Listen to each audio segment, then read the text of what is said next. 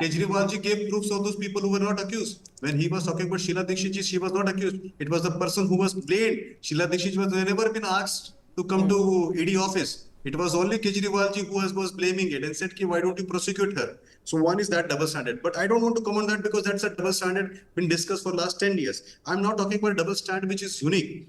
See, when Satyendra Jain went to jail, or Manish Sisodiya went to jail, or Sanjay Singh went to jail, their wife were never allowed. Wife of Satyendra Jain or Manish Sisodiya were not allowed to come and do press conference or say that कि मैं उनकी आवाज ला देती हूँ, उनकी आत्मा वहाँ है, आपके साथ है. Why it is only now when Arvind Kejriwal is there? So do you think that this is not a double standard to the ministers of Aam Aadmi Party itself? They should have done this experiment with Satyendra Jain. They should have done this experiment with Manish Jain's wife also. They should have allowed Sanjay Singh's wife to do it. So this is a double standard. A. B. One more thing.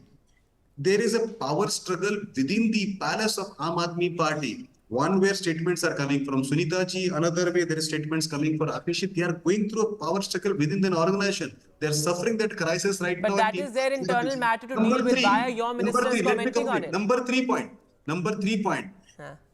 Country is watching Rabri Devi 2.0 in making. And I hope this is not true. Okay, that's your perspective there, but I'm sure the Aam Aadmi Party spokesperson has his own retort to that. I'm afraid I'm completely running out of time, but all of this is in the realm of speculation. Can I make one? Okay, last 30 seconds to you. Go ahead. The supporters and spokesperson, Vineetji, the supporters and spokesperson of Bharatiya Janata Party are rattled today because the money trail which they are looking for in the last 2 years has been traced to Bharatiya Janata Party. It is one of their approvers, P. Sharad Reddy, who has given 60 crore rupees as bribe. And they are not willing to answer this specific question. Okay, 10 seconds. Which raises serious questions about the veracity of their claims. Vineet Goenka, 10 seconds on this specific point. See, I'll tell you, he has to answer the question which I've asked. Why wife of Satyendra Jain or Manish Sisodiya? They won't answer. They don't have answers, Vedant. Okay. They'll never answer this question. You will have to answer ED.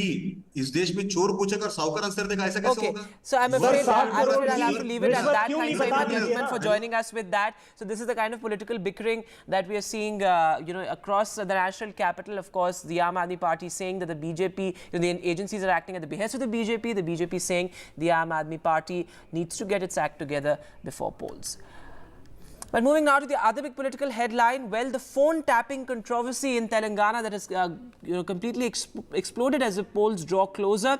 Now, one of the senior most cops in Telangana, Chief Minister KCR's, ex-Chief Minister KCR's former security chief has now been arrested after senior police officers were detained.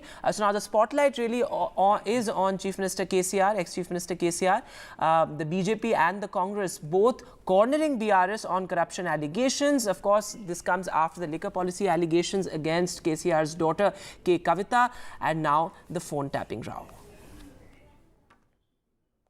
He raised the drugs mafia case, where also he could not punish anybody.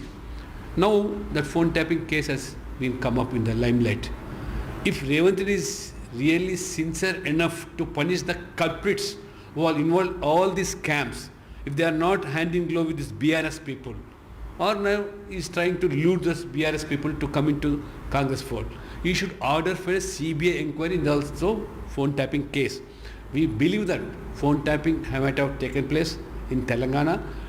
What do people want to hear actually during polls? Manifestos, promises, delivering.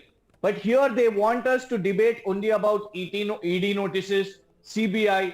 Let the court do its job.